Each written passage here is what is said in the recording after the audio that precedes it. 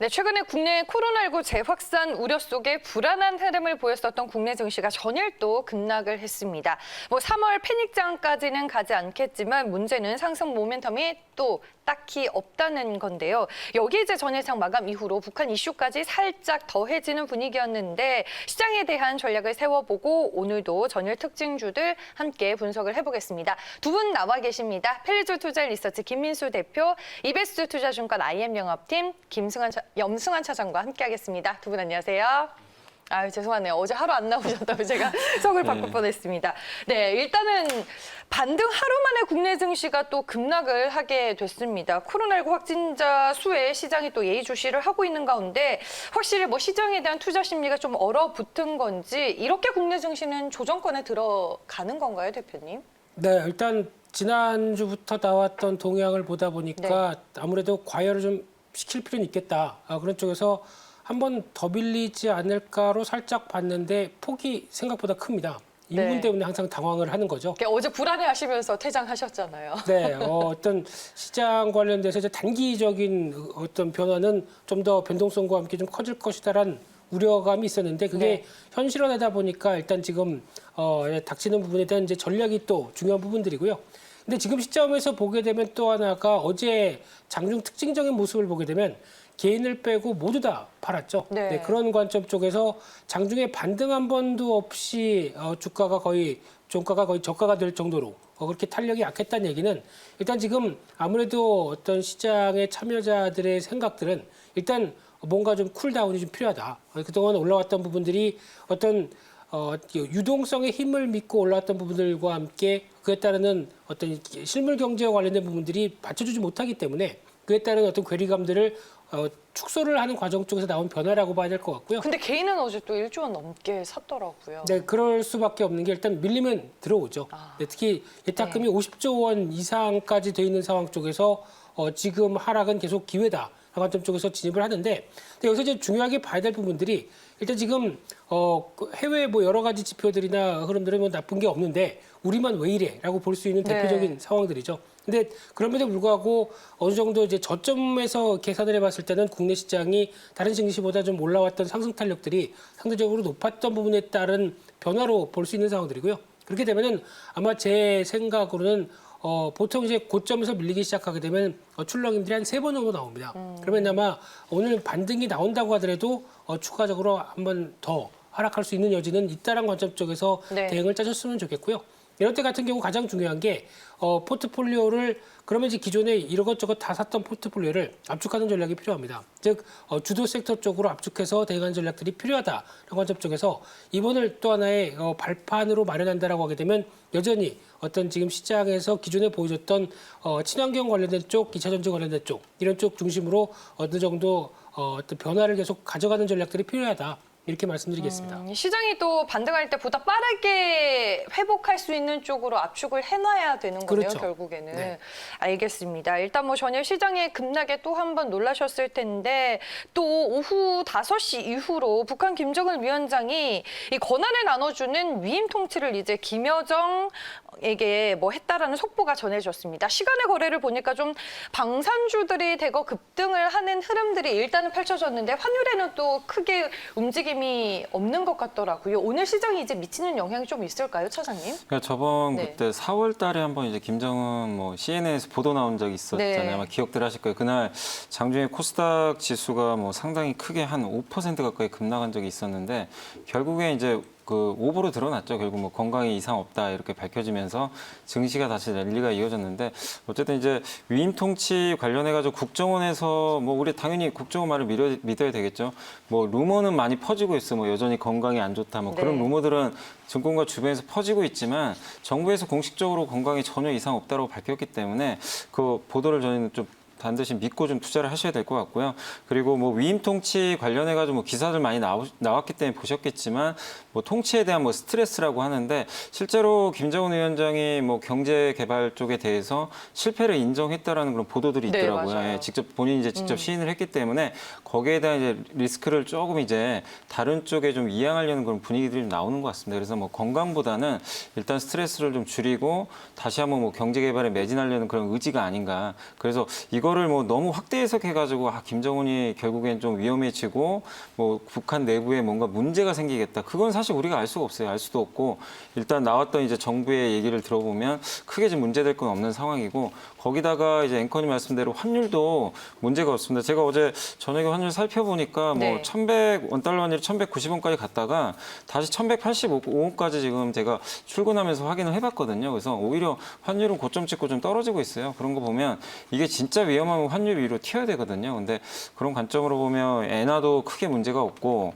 원달러 환율도 거의 오히려 더 안정되는 모습이 나오고 있기 때문에 지정학적 리스크로 벌거질 가능성은 거의 없다 이렇게 좀 보여집니다. 그래서 오늘 뭐 시간에 방산주가 올라서 뭐 오늘 아침에 뭐 관련 기업들이 튈 수는 있지만 이것 때문에 뭐 증시가 또 막 요동을 치고 그럴 가능성은 거의 없다. 저는 이렇게 좀 말씀을 드리겠습니다. 네, 알겠습니다. 뭐 전체적인 이제 시장을 우리가 어떤 시각으로 봐야 할지 두 분과 먼저 얘기를 나눠봤고요. 전일 시장 급락 속에서도 또 급등을 하면서 특징을 보인 종목들 어떤 것들이 있었는지 하나하나씩 체크를 해보겠습니다.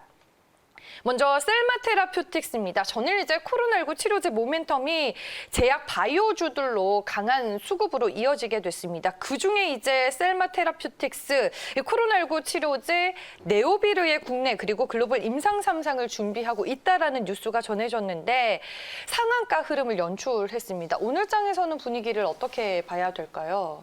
제가 네. 하는 거죠? 네, 맞아요. 네.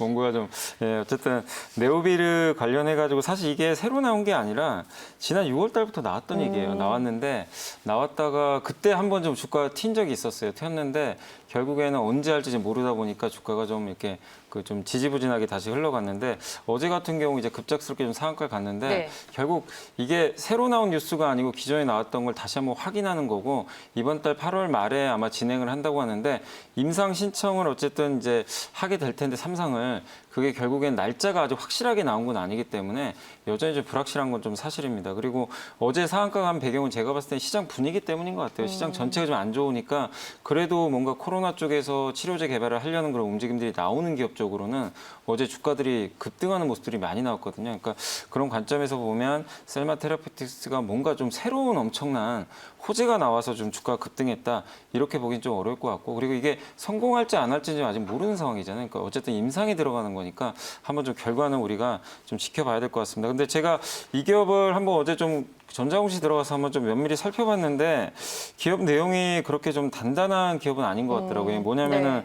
지금 한때 예전에 자본 잠식 상태에도 좀 빠졌었고 자본금이 지금 50억인데 부채가 무려 340억이나 돼요. 근데 제가 이제 들어가 좀 자세히 살펴보니까 이게 그 전환사채가 좀 상당히 많아서 그런지 몰라도 차입금, 그러니까 사채, 그러니까 이 부채에 대한 부담이 너무나 지금 큰 상황입니다. 그러니까 자본금이 50억인데 부채 340억이면은 부채 비율이 거의 한 700% 가까이 되는데 이거를 좀 갚아 나가야 되는데 지금 기존에 발행한 전환사채도 엄청나게 많은 데다 추가로 또 발행을 하면 이게 또 투자금이 유입될지 그것도 좀 모르는 상황이고 이 부채를 어떻게든 해소를 해야 되는데 그러면은 지금 이 셀마테라피틱스는 사실 바이오 기업이기 때문에 돈을 좀 버는 구조가 아니거든요. 그럼 나중에 이게 결국엔 부메랑처럼 다가와서 주가라든가 실적에 엄청난 또 타격을 줄 수밖에 없는 그런 상황으로 좀 가는 것 같습니다. 그리고 내년 아직은 좀 남은 얘기인데 내년 2월에 110만 주가 주식 이제 전환이 시작되고 3월에 450만 주가 전환이 돼요. 근데 이 회사 전체 주식 수가 1,100만 주밖에 안 되거든요. 그러면 네. 거의 절반 물량이 내년 초에 상장을 하게 됩니다. 그렇게 되면 당연히 또 주가는 부러질 수밖에 없겠죠. 그러니까 이런 것들을 면밀히 살펴본다면 지금 단지 코로나 그것 기대기 때문에 우리가 이 종목을 긍정적으로 바라보기보다는 좀 현실을 좀 냉정하게 봐야 될 것 같아요. 그래서 저는 오늘 좀 추가로 상승 나오면 좀 뭐 주주분들도 마찬가지지만 신규 접근하지 마시고 좀 적극적으로 매도하시라는 좀 말씀 좀 드려보고 싶습니다. 네, 알겠습니다. 셀마 테라퓨틱스 저희가 분석을 해봤습니다.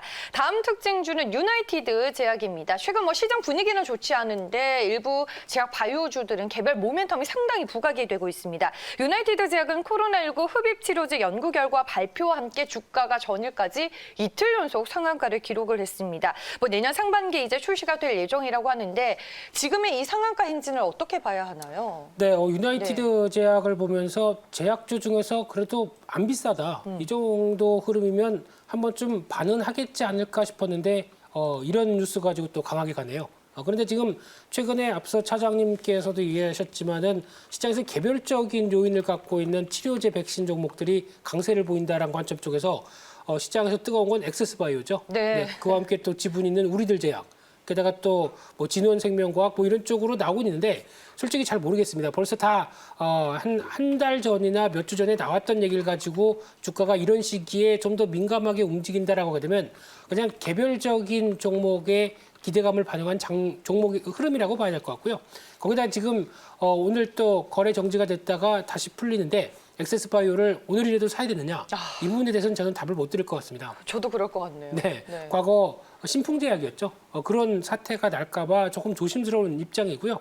그런 쪽으로 봤을 때 이제 유나이티드 제약 같은 경우도 지금 코로나19 폐 흡입 치료제, 그러니까 요즘 어떤 감기에 걸리게 되면은 병원에 가서 이렇게 흡입하면서 치료하는 치료제들이 있는데 그런 비슷한 쪽으로 출시를 하는데 중요한 게 여기가 내년 상반기 출시 목표입니다.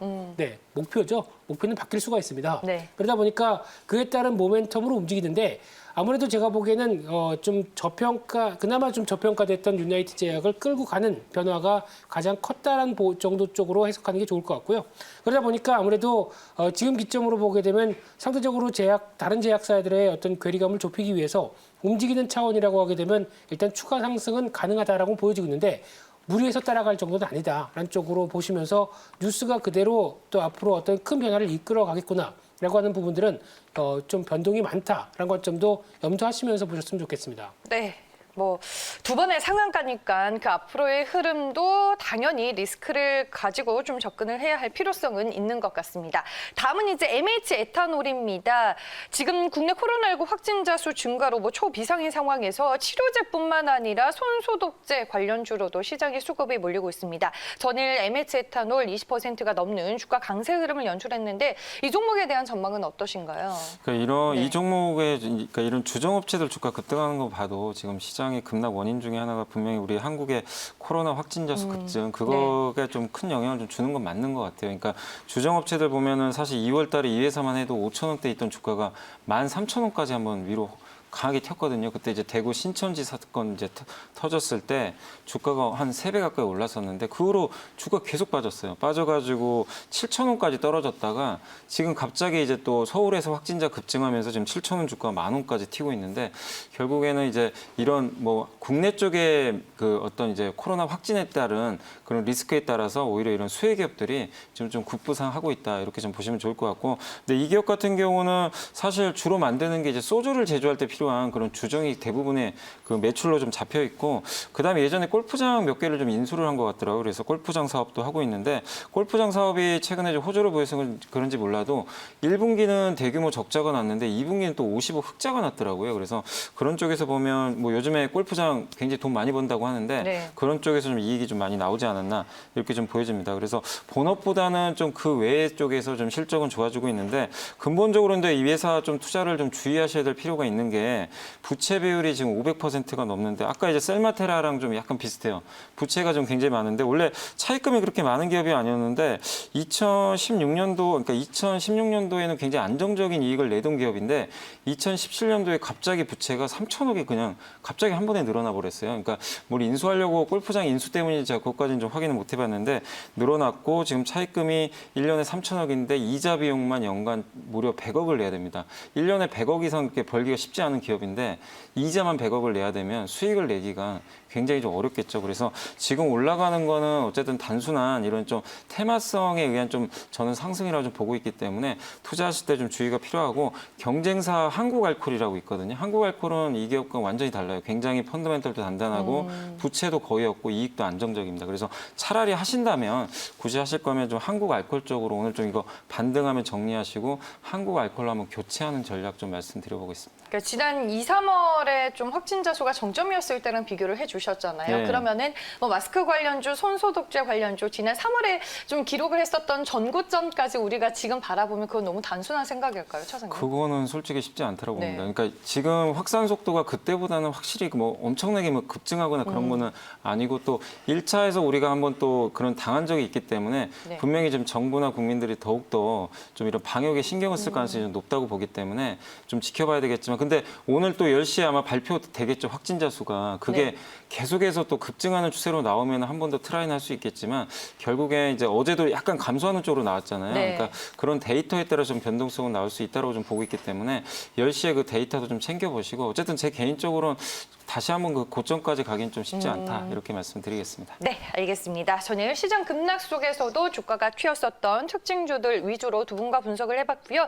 이제 오늘의 관심주 확인해 보겠습니다. 대표님 종목 들어볼게요.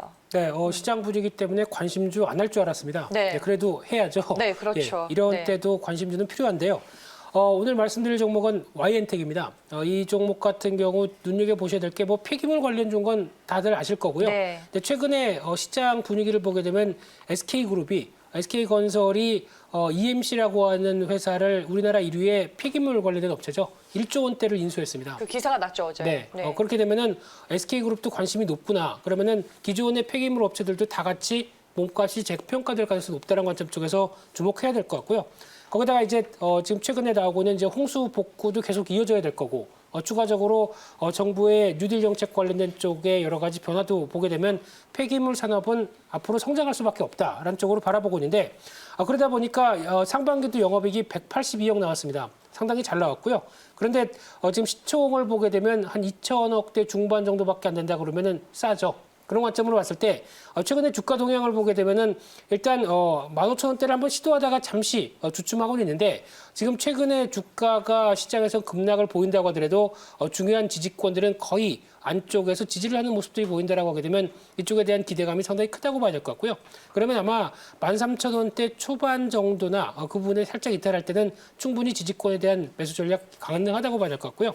여기서 반등 시도하게 되면 직전 고점은 당연히 넘어갈 가능성이 높다라는 관점 쪽에서 일자로 한 16,500원대 목표가로 제시해드리고 싶고요. 손절가는 중기 저항선이 이탈하는 12,000원대로 말씀드리겠습니다. 네, 알겠습니다. 폐기물 관련주인 YN텍 오늘 저희가 투자 포인트 정리를 해봤고요. 목표 주가 16,500원입니다. 두 분 말씀은 오늘 여기까지 듣겠습니다. 이베스트 투자증권 IM 영업팀 염승환 차장, 펠리즈 투자일 리서치 김민수 대표와 함께했습니다. 고맙습니다.